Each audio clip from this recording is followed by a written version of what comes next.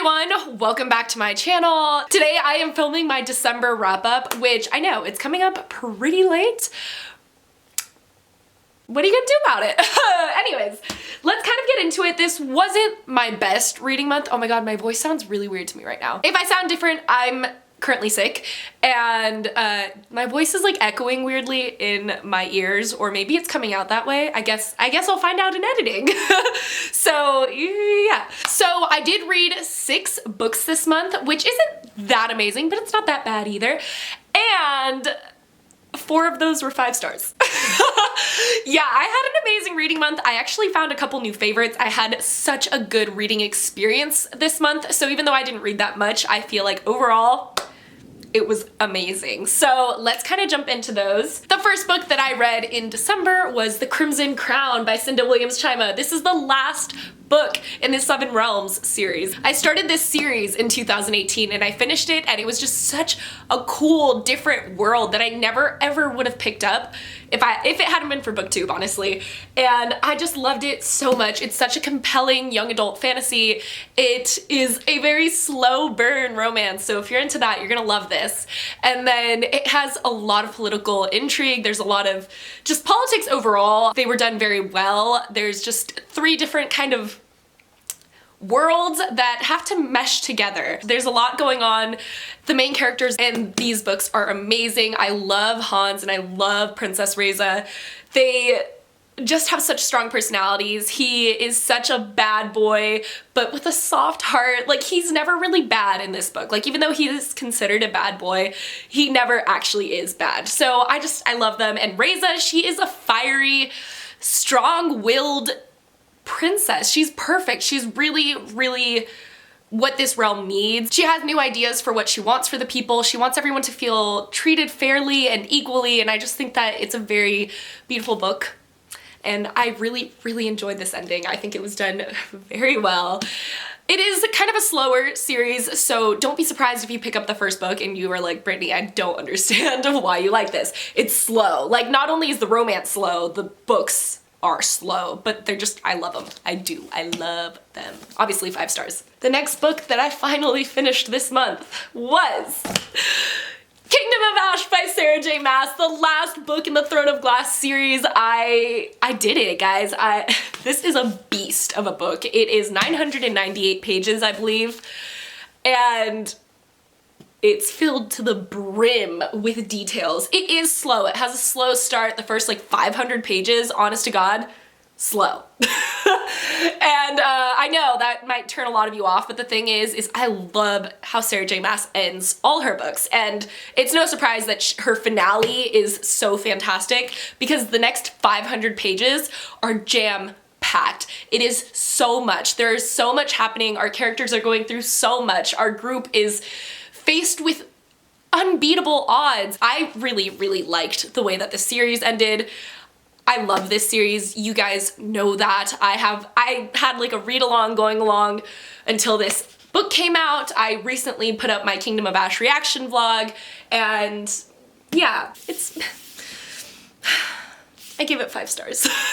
The next book I read, I don't have a physical copy of. I read it on audio, and that is Say Yes to the Marquess by Tessa Dare. It is a smut book. I did try to participate in Smutathon. I failed, but I read smut, so I guess in a way I didn't fail. Say Yes to the Marquess. It was really good. I actually gave it 3 stars. It's just, I think that overall the smut genre is fun for me to read or listen to. It's entertaining, but overall I'm not getting a lot more out of it. For me, a lot of the times that I rate books higher, it's because of my emotional connection to it. I tend to rate based off of emotion.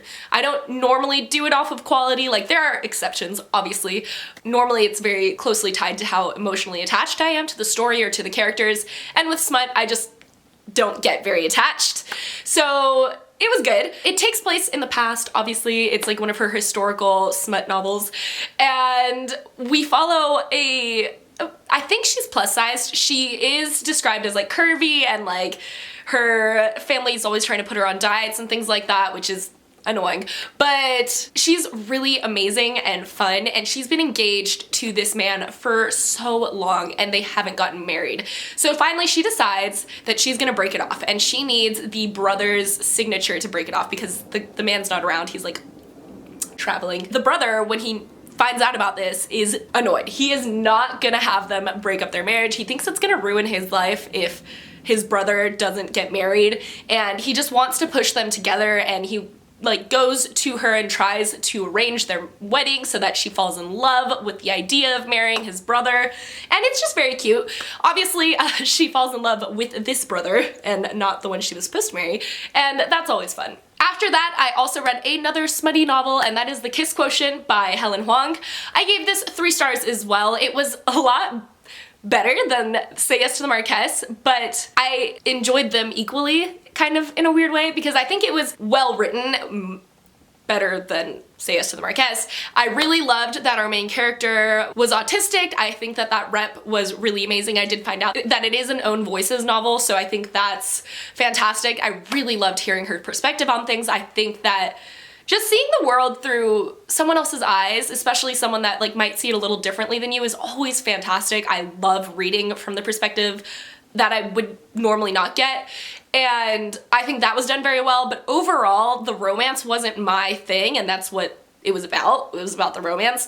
I loved the guy. I think he was sexy and stuff, but there was just a lot of like weirder parts. I ended up feeling like he had Christian Grey vibes for most of the for most of the book, which isn't what I think this was going for, but I felt Christian Grey vibes, and I mean, I'm not gonna lie, I liked 50 Shades of Grey when I first read it. I know, shame on me. But that's not what I wanted from The Kiss Quotient. Like, I wanted something more pure, I guess? I don't even know. It was still pure. I really liked the ending. Yeah, the romance just wasn't for me. The next book I read this month is, I'm gonna say, the most exciting read of the month, which is weird because I read Kingdom of Ash this month. But it's exciting for different reasons, and that is The Last Namsara by Kristin Ciccarelli. I say Ciccarelli, but I think it's pronounced differently, so yeah. This is exciting for me because I think I've found like a new favorite series, and I know it might be too soon. I just finished my old favorite series. Oh look, isn't that like fitting that this is like silver metallic and this is gold metallic? I don't know why, but it's fitting in my head. I love this book, guys. I love this book. This is such a fantastic world. It has such a beautiful mythology and like religion. I loved it so much. It was so natural to the story that I never really found myself questioning it. A lot of the times when I'm reading a book and I see that it has mythology, I try to like tie it to one that's real, like in our world. But I didn't find myself doing that with this. I know that there is probably a lot of ties. I just didn't do it because it was so natural to the world. I think that the use of dragons in this is so phenomenal. Our main character, she's probably my favorite part of this story. Her name is Asha, and she sees herself as this villain. She sees herself as the Askari. And in their world, in the beginning of time, there was a Namsara and there was an Askari, and the Namsara was all good and life-bringer sort of situation, and the Askari was the death-bringer kind of situation. And it had a negative annotation, but it wasn't supposed to. They were supposed to always be kind of like a yin and yang situation, but the Askari took it the wrong way and became the villain. So Asha sees herself as this Askari. She sees herself with a lot of guilt. She caused some bad things to happen in her kingdom. She is the princess, like, to the crown, but she caused something really bad to happen to their kingdom, and she has a lot of guilt over it, and everyone kind of hates her for it. And she's been trying to make up for it her entire life by being a dragon hunter. So yeah, dragons are hated in this story. They are the villains, and it's just really good. There's such a beautiful like storytelling aspect of this. I love stories. I think that it just conveys mythology very well, and that's used a lot in this, even though the stories are illegal. So yeah, that's fun. And yeah, there's just a lot more going on. Everyone's kind of they have motives that you don't know. There's a huge plot twist in this that I did not see coming. And yeah, I really appreciate it. I love that Asha sees herself as this villain, but maybe she isn't. So yeah. Oh, and I give that 5 stars. Done. The last book that I read this month, also was so good, guys, and that is Shadow of the Fox by Julie Kagawa. I gave this 5 stars. I loved this so much.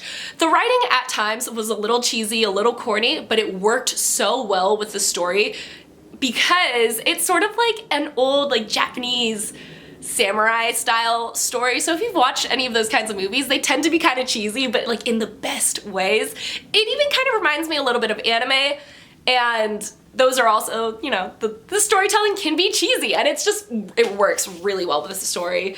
We follow a kitsune named Yumiko, I think? Yeah, Yumiko. She is such a great character because she's a kitsune, and kitsunes are inherently tricksters, and everyone sees her like that. She doesn't really get a chance to be anything else. They automatically assume that she's eventually gonna abandon her humanity and be a trickster kitsune for the rest of her life, which is totally unfair because I think that she's one of the most pure-hearted little beings in the entire world. She is just so pure at heart, and it probably has to do with the fact that she was raised by monks, but she was just pure and she wants to help, and every action that she does just has a really nice ripple effect in their lives. And the best part for me was the adding on to the group as they kept going. So she runs into this demon killer and he gets added to her group because she's like, you need to help me go to this place. And as they're going, just people keep getting added onto their group, and I love the way it works. Like, they have a drunk, they have a samurai. It's just, I love it. I think that the group dynamics are done really, really well in this, and yeah, I highly, highly recommend this. I ended up just loving it. I fell in love with the story a lot, and I think that you get to learn a lot about like Japanese mythology, which personally I didn't know that much about, so I think that this does a really good job at kind of giving you a little insight. So yeah, those are all the books that I read in December. Obviously, I had a really good time. I think that even though I didn't read that much, it was high quality, so I don't really mind. Yeah, let me know if you've read any of these books, and if you did you like them as much as I did? Because I have to know, maybe I was just biased. Maybe I was just in the reading spirit. But yeah, and also let me know what your favorite book that you read this month was. I would love to know. I always love good recommendations. Actually, a ton of you guys were the ones that recommended me to read The Last Namsara, and obviously that went well, so yeah. All right, that's gonna be it. I make videos. Again, I'm not really saying when because at this point I'm doing really bad at sticking to my schedule. So I make videos, and I hope to see you in my next one. Bye! Oh, low battery. Sweet. Today I am filming I started this book in 2018. Obviously. Wait. Ta-da!